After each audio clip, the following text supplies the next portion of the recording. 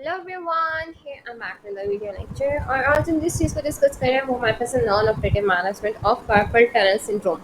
हम carpal tunnel syndrome को इतना डिस्कस कर चुके हैं ना, हम मेरे अलग से भी लेक्चर्स हैं, इसके अंदर भी हमने डिस्कस कर लिया है। डिफरेंट वीडियोस में हम डिफरेंट तरह से डिस्कस कर चुके हैं, तो इसकी डिटेल आई थिंक इनफ है कि आप लोगों के लिए कि आपको जो मेजर आइडिया चाहिए था कि कार्पल टनल होता क्या। ठीक है, non operative management is one of the most favourite topic, क्योंकि फिजिकल थेरेपी मैनेजमेंट होती है और बगैर किसी सर्जरी, बगैर किसी इन्वेसिव ट्रीटमेंट के आप पेशेंट को इतना अच्छा ट्रीट कर सकते हो। But that depends on your skill, ये आपकी स्किल्स पे भी डिपेंड करता है ना। हर चीज़ की बेसिक्स ये नहीं होती कि आप फिजिकल थेरेपी ट्रीटमेंट दे रहे हो या नहीं दे रहे हो। फिजिकल थेरेपी ट्रीटमेंट देते हुए भी आपने 10,000 ऑफ द थिंग्स को आपने ज़हन में रखना है। ठीक है, मतलब आपने ये देखना है कि उसकी बेसिक्स क्या थी, ठीक है, उसकी कंडीशन कैसी है, उसके अकॉर्डिंगली हर ट्रीटमेंट प्लान को अपने तरह से मॉडिफिकेशंस देनी होती है। ठीक है, हमारी ट्रीटमेंट मैनेजमेंट इसीलिए बहुत ज़्यादा वेरी करती होती है, पर्सन टू पर्सन भी वेरी करती है। मतलब एक फिजिकल थेरेपिस्ट एक स्पेसिफिक प्रैक्टिस कर रहा होगा, दूसरा फिजिकल थेरेपिस्ट एक स्पेसिफिक प्रैक्टिस कर रहा होगा। कोई मैनुअली ज़्यादा काम कर रहा है, कोई मैकेनिकली ज़्यादा काम कर रहा है, कोई बेसिकली अपने हैंड्स ऑन पे काम है, किसी का डिफरेंट और प्रोसीजर्स माइंड इन्वेसिव प्रोसीजर्स की तरफ जाते हैं।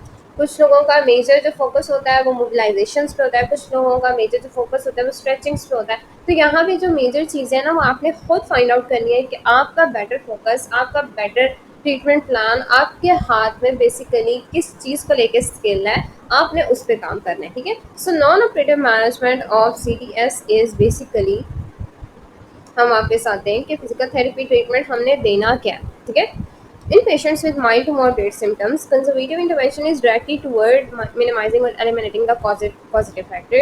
Majorly हमारे पास ये है, माइल्ड से मॉडरेट जो सिम्टम्स होते हैं आप उसमें कंजर्वेटिव मैनेजमेंट ही देते हो। और कंजर्वेटिव मैनेजमेंट की मेजर जो हमारे पास चीज़ आती है, एक मेजर जो हमारे पास काम है वो है फिजिकल थेरेपी ट्रीटमेंट। ठीक है, एक तो ये करते हैं कि ये समटाइम्स मिनिमाइज कर देता है और समटाइम्स कंप्लीटली एलिमिनेट कर देता है किसी भी जो उसके बैक साइड पे कॉज है। मैं जितनी बार भी आप लोगों को ट्रीटमेंट बताती हूँ, मैंने हमेशा यही कहा है कि ट्रीटमेंट प्लान बनाने से पहले कॉज को फाइंड आउट कर लो। ठीक है, मैं आपको ये कहती हूँ, मैंने CTS तो फाइंड आउट कर लिया, मैंने फेलेंस करा लिया, मैंने साइक्स, पर उसके पीछे मेजर कॉज क्या थी। अगर वो थोरेसिक आउटलेट सिंड्रोम पेशेंट को पहले से आए और सेकेंडरी आप ये कह सकते हो कि कार्पल टनल सिंड्रोम हुआ है, तो अब मुझे पहले कॉज पे काम करना है तो मैं सेकंड पे आऊँगी ना।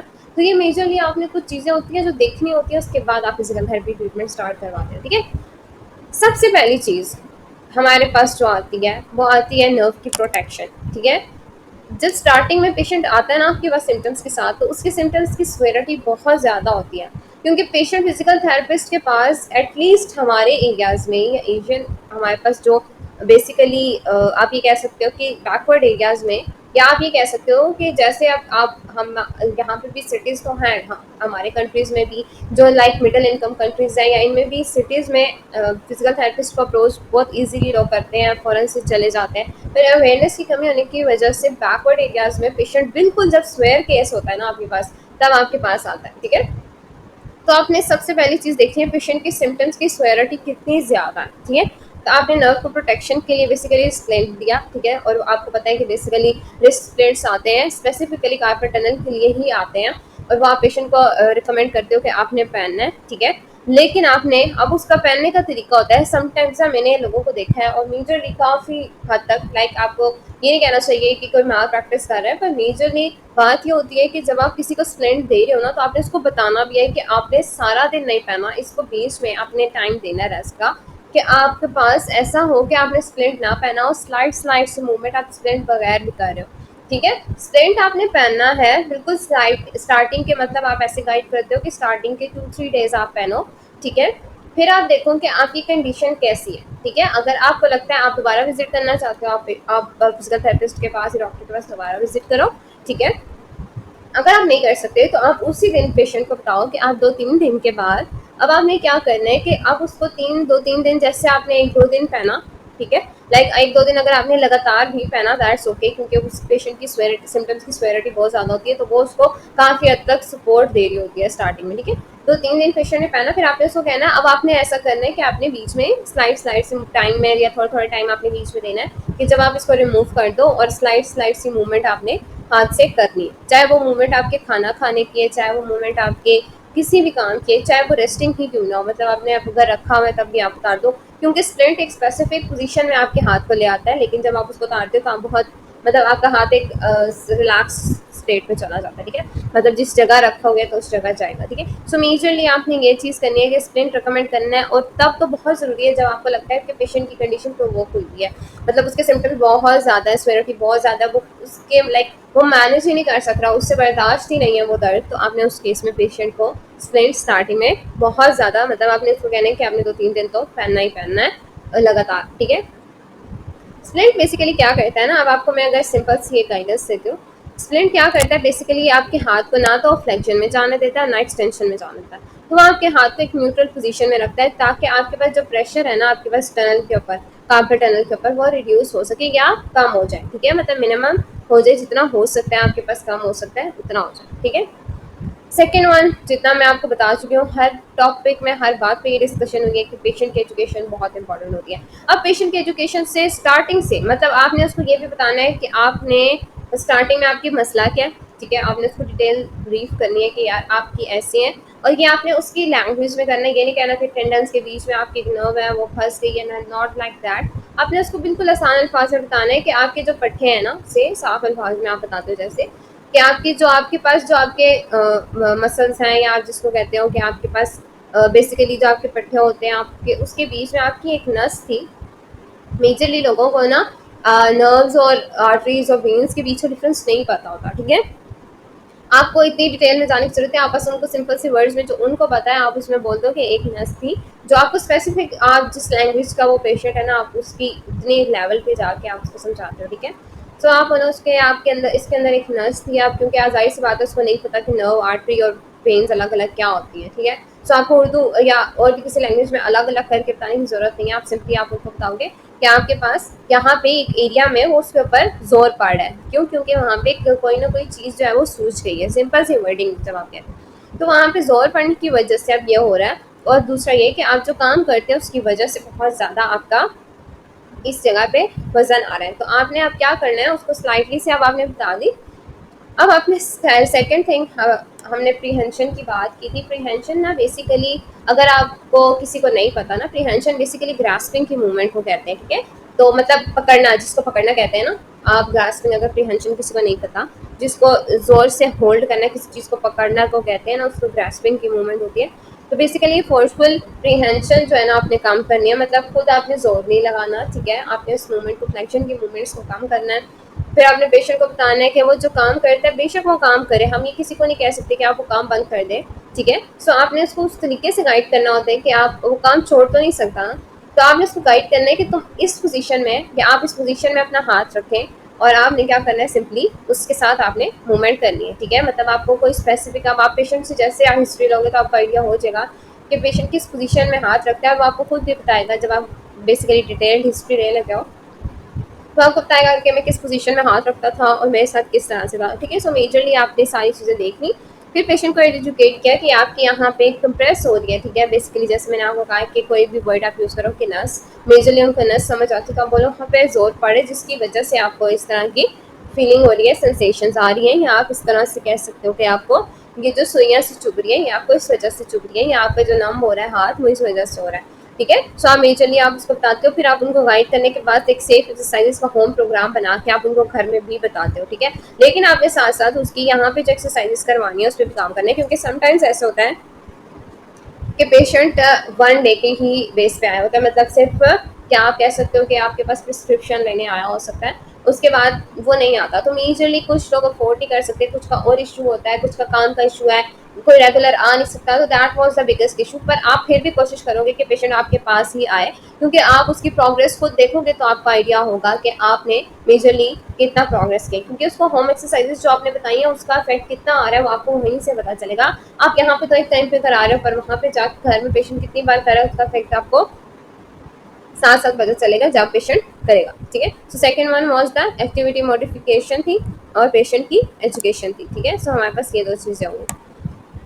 अब हमारे पास आ जाती है third one was the mobility. Mobility पे जब हम काम करना स्टार्ट करते हैं तो हमें पता है जॉइंट की मोबिलाइजेशन मेजरली होती है, ठीक है। ठीक है। अब जॉइंट की मोबिलाइजेशन में या मोबिलिटी जो होती है ना, मेजरली हम जो कार्पल्स की मोबिलाइजेशन करते हैं, और कार्पल्स की मोबिलाइजेशन ना कुछ इस प्रोसीजर के थ्रू होती है। मतलब जैसे आपको नजर आ रहा है ना कि आप दोनों साइड से, मतलब एक साइड से अगर आपने कार्पल बोन प्रॉक्सिमल या डिस्टल, ठीक है, जिस रो की भी लिया, अगर आप तो डिस्टल को ले रहे हो तो मेटाकार्पल की सजाए से बात है, उसका जॉइंट बना हुआ है, तो आप मेटाकार्पल और उस कार्पल बोन को होल्ड करोगे और आप इसकी मूवमेंट डॉर्सली करवाते हो, ठीक है। मतलब आपने यहाँ से अगर नीचे की तरफ मूव किया तो आपने आपने क्या किया बेसिकली, कार्बन बॉन्ड्स की अगर आप मूवमेंट नहीं भी कर रहे, ठीक है, आप कार्बन समटाइम्स ना कुछ लोग क्या करते हैं कि it depends on the patient itself, ठीक है, कि समटाइम्स पेशेंट की इतनी पेनफुल होती है ना कार्पल इटसेल्फ, कार्पल रीजन या कार्पल बोन्स, तो लोग मेटाकार्पल को मूव करके भी उस जॉइंट की मोबिलिटी को इंक्रीज कराते हैं। तो आपने ये चीज़ याद रखनी है कि जॉइंट की मोबिलिटी को इंक्रीज कराने के लिए ज़रूरी नहीं है कि आप उस स्पेसिफिक रीजन की ही मोबिलिटी इंक्रीज कराओ, आप उसके फर्दर अदर जो जॉइंट्स हैं उन पे भी काम करके उसकी मोबिलिटी को इंक्रीज करवा सकते हो, ठीक है। तो जॉइंट की मोबिलिटी पे बेसिकली आगे कि हम मोबिलाइजेशन देते हैं, क्योंकि हम मोबिलाइजेशन को बहुत डिस्कस कर चुके हैं, तो हम यहाँ पे और डिटेल में डिस्कस नहीं करते, ठीक है। Second one was the tendon gliding exercises. Tendon gliding exercises are the most important. ठीक है, मीडियन नर्व मोबिलाइजेशन और टेंडन ग्लाइडिंग एक्सरसाइजेस थोड़े से इनमें डिफरेंस होता है, ठीक है। टेंडन ग्लाइडिंग में आप क्या करते हो ना, it is the continuous process, ठीक है। मैं आपको एक पिक्चर से दिखाती हूँ, या आपको पिक्चर नजर आ रही है, ठीक है। यहाँ से पेशेंट की पोजीशन स्टार्ट हुई है, ठीक है। नाउ यू कैन सी कि पहले इस पोजीशन में था, फिर इस तरह से आया, ठीक है, फिर इस तरह से, फिर इस तरह से, फिर इस तरह से। पर समटाइम्स ना हम पेशेंट को इस तरह अलग अलग गाइड करने से ना पहले हम कहते हैं कि आप अपनी बिल्कुल होल्ड अपनी जो है ना, आप फिंगर्स जो हैं बिल्कुल आप थिनार या हाइपोथिनार रीजन पे रखें, ठीक है, और फिर उसको आहिस्ता आहिस्ता आहिस्ता आप मूव करते हुए ऊपर की तरफ लेके। तो that was the basically major tendon gliding की एक्सरसाइज होती है, ठीक है, जो हम मेजरली पेशेंट को गाइड करते हैं। ये इजी टू परफॉर्म होती है क्योंकि पेशेंट इसको जल्दी लर्न कर लेता है, ठीक है। क्योंकि अगर आप जिस प्रोसीजर के थ्रू आप करते हो ना, तो उस प्रोसीजर के थ्रू पेशेंट के लिए हर एक चीज़ को समझना बहुत डिफिकल्ट हो जाता है। तो आप एक एक पूरी मूवमेंट को क्रिएट करके एक इस तरह से प्रोसीजर क्रिएट करके आप टेंडन ग्लाइडिंग की एक्सरसाइज पेशेंट को गाइड करते हो, ठीक है। Second one was the basically median nerve की मोबिलाइजेशन। मीडियन नर्व की मोबिलाइजेशन अगर आपको नजर आ रही हो तो टेंडन ग्लाइडिंग एक्सरसाइजेस की, अच्छा हम थोड़ा सा इसको देख लेते हैं कि टेंडन ग्लाइडिंग एक्सरसाइजेस जो होती है ना, बेसिकली एक्सट्रिंसिक टेंडन्स होते हैं ना आपके, उनके लिए काम करिए। अब जहाँ पे हमारे पास स्वेलिंग वगैरह है तो उसको रिड्यूस करेगी, उसको और फर्दर बढ़ने नहीं देगी, ये मेजर चीज़ें आपने याद रखनी, ठीक है। सो यहाँ पे जो मीडियन नर्व मोबिलाइजेशन है, ये आपको नजर आ रही है कि मीडियन नर्व की जो मोबिलाइजेशन होती है ना, अगर आप बहुत ईजी वर्डिंग में समझना चाहते हो तो वो इस तरह के प्रोसीजर से होती है, ठीक है। मतलब स्टार्टिंग की पोजीशन यहाँ से यूँ बनती जाती है, ठीक है, बंद, फिर खोला, फिर बैकवर्ड, फिर थोड़ा सा बैक, फिर थंब भी खुल गया, ठीक है। अब थंब अलग किया, ठीक है, थंब की क्या किया आपने बेसिकली, थंब किया आपने एडक्शन, सॉरी एबडक्शन की, ठीक है। फिर आपने क्या किया, उसको स्ट्रेट किया हैंड को, ठीक है, और उस पर फिर आपने थंब पे प्रेशर डाला। सो मेजरली आपके पास मीडियन नर्व की मोबिलाइजेशन ऐसे होती है, पर आपके पास और भी बहुत से प्रोसीजर है, ठीक है। मीडियन नर्व की ग्लाइड्स मैंने पहले भी बहुत से लोगों को बताई है कि मीडियन नर्व की आप सिंपल ग्लाइड्स पेशेंट को इससे भी आसान तरीके से बता सकते हो, जिसमें आपके पास अच्छा वाला स्ट्रेच आता है पेशेंट को। वो ग्लाइड्स ये होती है कि आप पेशेंट को गाइड करते हो कि आप अपना हाथ लो और आप बॉल के साथ अपना हाथ रख दो डायरेक्ट, ठीक है। मतलब आपको मैं ऐसे बताती हूँ कि हमारे पास एक वॉल है, ठीक है, और इस वॉल के साथ हम पेशेंट को गाइड करते हैं कि आप अपना हाथ रखो, ठीक है। हाथ रखने के बाद पेशेंट को हम कहते हैं कि आपने अपना हाथ जो है ना वो पाम वाली साइड दीवार की तरफ रखनी है, ठीक है। पाम वाली साइड दीवार की तरफ रखनी है और अपने आर्म और फोर आर्म को बिल्कुल स्ट्रेट कर देना है, और आपने खड़े ऐसे होना है कि लाइक आप वॉल से जो होते हैं, लाइक आपका फेस वॉल की तरफ नहीं होना चाहिए, ठीक है। मतलब आपको आइडिया हो गया कि मैं किस पोजीशन की बात करती, कि आपका फेस वॉल की तरफ नहीं होना चाहिए, आपका फेस सामने की तरफ होना चाहिए, और आपकी जो हैंड है ना, हैंड आपका जो हैंड है वो फ्लेक्शन नहीं बल्कि एबडक्शन वाली मूवमेंट में होना चाहिए, ठीक है। सब आपको आइडिया होगा कि आपने बिल्कुल साइड, आपने साइड मतलब आपने साइड पोज में खड़ा होना है, ठीक है। और फिर आपने हाथ को एबडक्शन में लेके जाना है, वॉल के साथ हाथ रखना है, और आपने पेशेंट को कहना है कि आपको अब स्ट्रेस फील हो रहा है कि नहीं, ठीक है। समटाइम्स अगर सीरियस का पेशेंट है या मीडियम नर्व की भी कहीं कंप्रेशन है, ये दोनों में काम आती है, ठीक है। जहाँ पे मीडियम नर्व की भी सिर्फ कंप्रेशन आ रही होती है ना, वहाँ पे भी मेजरली ये होता है काफ़ी हद तक पेशेंट को स्ट्रेस फील होता है, और मोबिलाइज काफ़ी हद तक जो मोबिलिटी होती है ना पेशेंट की इंक्रीज हो जाती है, ठीक है। सो ये हमारे पास हो जाती है, लेकिन आप जो बुकिश नॉलेज है जाहिर सी बात है that is effective as well. तो आप बुक्स वाली जो नॉलेज होती है उस पर भी काम करते हो, आप ये मूवमेंट्स भी रिकमेंड करते हो, और हम डिफरेंट जगह पे डिफरेंट तरह से प्रोसीजर करते हैं, क्योंकि समटाइम्स में कुछ पेशेंट को परफॉर्म ही नहीं कर सक रहे होते, तो फिर आपको उन पेशेंट्स को और डिफरेंट मूवमेंट्स गाइड करनी पड़ती है ताकि आप उनको बेसिकली मोबिलाइज कर सको, ठीक है, मोबिलाइजेशन के फेज में ला सको, ठीक है। आपने उस पोजीशन में पेशेंट को लेके जाना 5 to 10 सेकेंड 30 सेकेंड जितना आपका पेशेंट बर्दाश्त कर सकता है, मेजरली टॉलरेंस जितनी है उसकी उसकी बेस पे आप उसको रखते हो, ठीक है। और सिम्टम्स जो होते हैं ना बहुत वर्स नहीं होने देने। अगर आपको लगता है ना, पेशेंट कहते हैं कि 5 सेकंड के बाद ही उसके सिम्टम्स बहुत ज़्यादा हो रहे हैं, तो आपने 5 से 7 सेकंड से ऊपर नहीं जाने देनी पेशेंट की कंडीशन उसको, उस मोमेंट को या स्ट्रेच को या मोबिलाइजेशन को, ठीक है। सो मेजरली आपने कुछ चीज़ें देखनी होती है कि स्ट्रेच की पोजीशन ही फिर आपने किस तरह से किया। समटाइम्स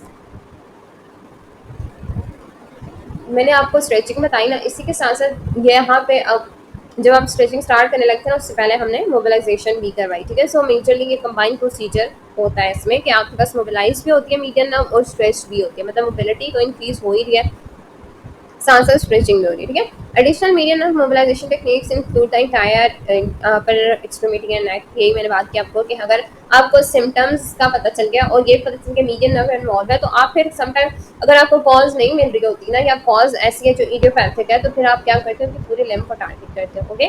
सो मेजरली आप पूरे लिम्फ को टारगेट करके आप ले सकते हो कि आपके पास रिजल्ट क्या है, ठीक है। A recent study documented a significant improvement in symptoms in patients treated conservatively with tendon gliding and median nerve gliding exercises.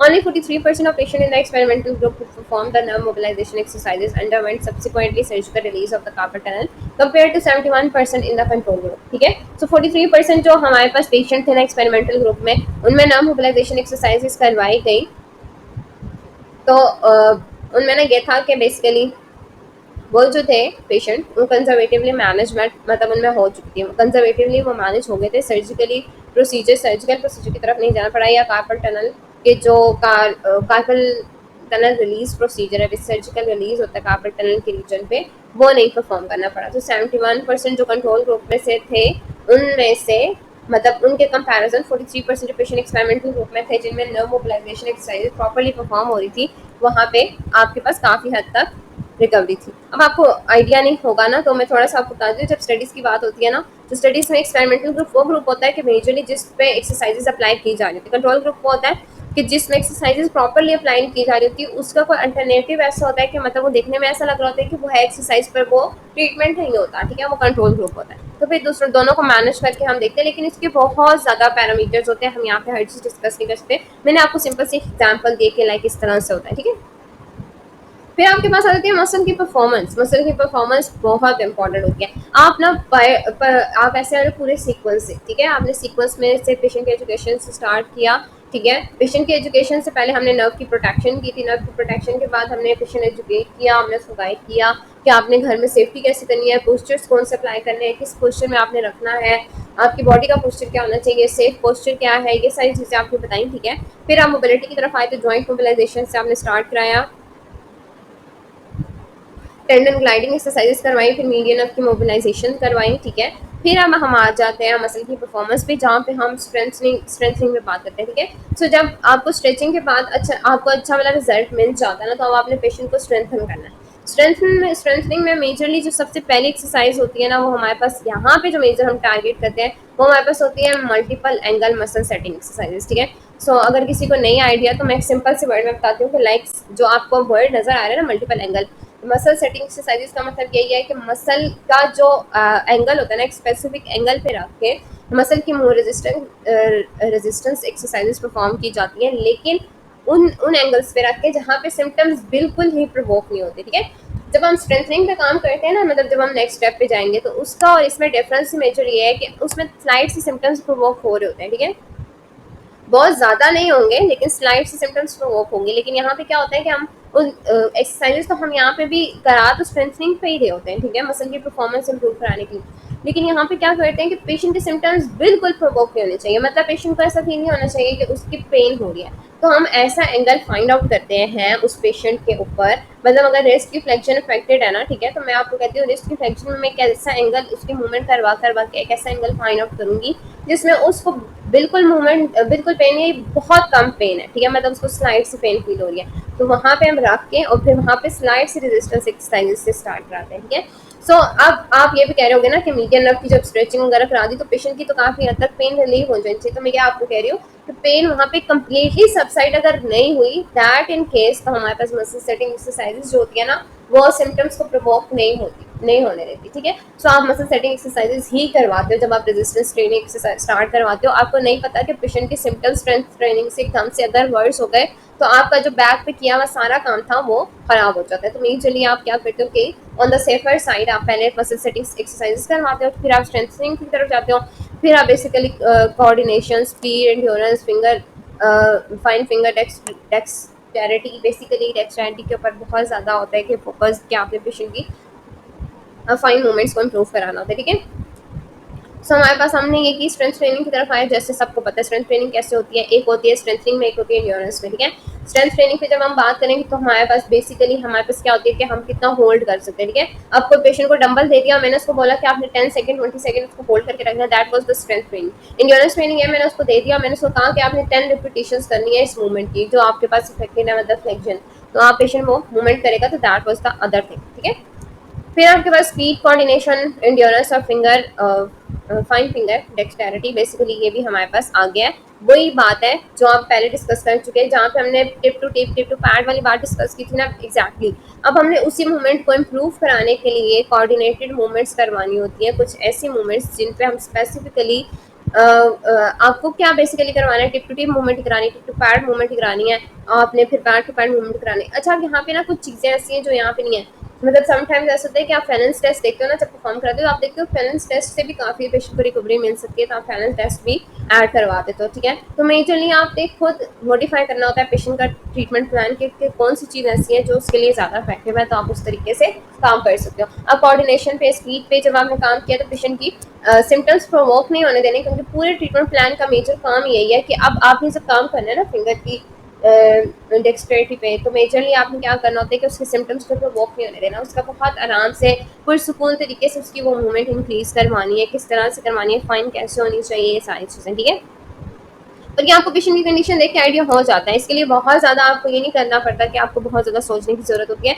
जैसे जैसे पेशेंट ट्रीटमेंट प्लान की तरफ बढ़ता जाता है, आपको खुद ब खुद आइडिया होता है कि आप मैंने क्या करवाना है, मैंने क्या करवाना है। ठीक है, next was the functional independence. हम पेशेंट को बताते हैं कि आपने जो आपकी बेसिकली एडीएल्स है ना, आपने उसमें आप इस मूवमेंट्स को कैसे ऐड करना है। ठीक है, मतलब मैंने उसको ग्रास्पिंग की मूवमेंट बता दी कि आपने ऐसी की, रिस्ट फ्लेक्शन एक्सटेंशन टाइप, लेकिन इसको ग्रिपिंग, पिंचिंग ऐसे मूवमेंट्स के साथ कराना है, जिसमें थोड़ी थोड़ी जो मूवमेंट्स जो एग्रीवेट करती है सिम्टम्स को, उनकी तरफ लेके जाना है। मतलब पेशेंट इंडिपेंडेंट हो जाए हर चीज़ को करने के लिए, उसको फिर ज़रूर है। फंक्शनल इंडिपेंडेंस का मतलब ये भी नहीं होता कि हम ये कहें कि पेशेंट कोई डिपेंड था, उसके हाथ की वजह से वो क्यों डिपेंड था, लेकिन मेजरली फंक्शनल इंडिपेंडेंस का मतलब ये होता है कि पेशेंट खुद इंडिपेंडेंट हो जाए, कि उसको अब वो पेन नहीं है, अब उसको वो सिम्टम्स नहीं है जो सिम्टम्स के साथ वो यहाँ पे आया था, वो सिम्टम्स उसके प्रोवोक नहीं हो रहे वो मूवमेंट करने से, तो मेजरली फंक्शनल इंडिपेंडेंस की तरफ जाता है पेशेंट। लेकिन इसमें भी ड्रॉबैक्स होते हैं, कुछ ऐसी कंडीशंस होती हैं, कुछ ऐसी स्वेरिटीज होती हैं, कोई रेड फ्लैग्स होते हैं जिनमें आपको पेशेंट सर्जिकल या ऑपरेटिव ट्रीटमेंट की तरफ भेजना पड़ता है,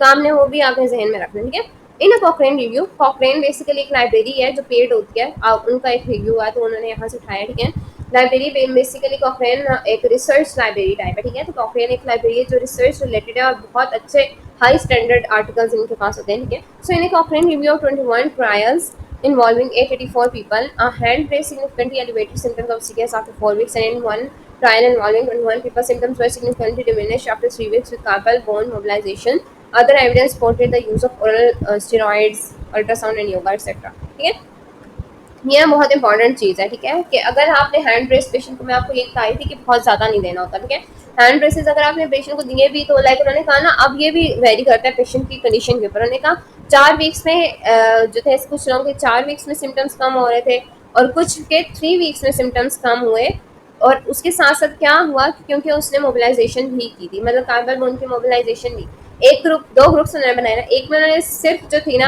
हैंड ब्रेस रेकमेंड किया, सेकंड में उसने क्या उन्होंने क्या किया कि बेसिकली हैंड ब्रेस के साथ आप कार्पल बोन की मोबिलाइजेशन भी दी, तो दोनों में से जल्दी रिकवरी जो थी वो जिसकी कार्पल बोन की मोबिलाइजेशन थी उस ग्रुप में हो रही थी। ठीक है, सो हैंड फ्रीज बेसिकली ना हर पेशेंट को सूट भी नहीं करता, ठीक है। तो ये आपने पेशेंट कंडीशन और यहाँ पे हमारे यहाँ पे बिल्कुल भी नहीं करते, क्योंकि पेशेंट वो पहन के भी काम कर रहे होते हैं और बिल्कुल वो उस पोस्चर को सूटेबल पोस्चर नहीं रहने देते। वो हैंड ब्रेसेस भी शायद इतने इफेक्टिव नहीं होते कि वो उस पोजीशन को न्यूट्रल रख सके, तो सारी चीज़ें आती हैं। फिर उन्होंने कहा कि अदर एविडेंस ने सपोर्ट किया कि ओरल कॉर्टिकोस्टेरॉइड्स, अल्ट्रासाउंड, योगा, ये सारी चीज़ें भी अफेक्ट करती हैं। मतलब अल्ट्रासोनिक थेरेपी भी आप जो आपके पास इलेक्ट्रोथेरेपी है दे सकते हो, ठीक है।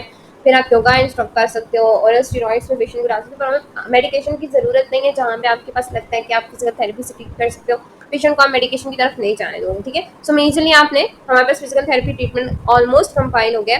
फिर भी फिजिकल थेरेपी ट्रीटमेंट जो हमारे पास कार्पल टनल का है बहुत डिटेल्ड है, ठीक है। इसमें बहुत सी चीज़ें हैं, लेकिन हम बहुत ज़्यादा बढ़ जाएंगी, तो हम यहाँ पे इनफ है, काफ़ी है, ठीक है। Video thanks for watching. आप कोई चीज़ समझ नहीं आए तो कमेंट सेक्शन में आप पूछ सकते हो, और फिर हम नेक्स्ट वीडियो में पोस्ट ऑपरेटिव और सर्जिकल इंटरवेंशन को डिस्कस करेंगे माइनर लेवल पे, ठीक है। और लेक्चर को वाइंड अप करेंगे, ठीक है, जिसमें समरी की गाइडलाइंस भी हम नेक्स्ट लेक्चर में डिस्कस करेंगे, क्योंकि ऑलरेडी लेक्चर बहुत डिटेल्ड हो चुका है। तो नॉन ऑपरेटिव मैनेजमेंट की जो हमारे पास समरी है वो हम नेक्स्ट लेक्चर में डिस्कस करेंगे। So thanks for watching. और हमारे पास सर्जिकल इंटरवेंशन में मेजरली पोस्ट सर्जिकल ट्रीटमेंट पे हम काम करेंगे, क्योंकि पोस्ट सर्जिकल पेशेंट हमारे पास जब आता है फिजिकल थेरेपिस्ट के पास, तो वहाँ पे बहुत काम होता है। तो हम वहाँ पे डिस्कस करेंगे। Thanks for watching.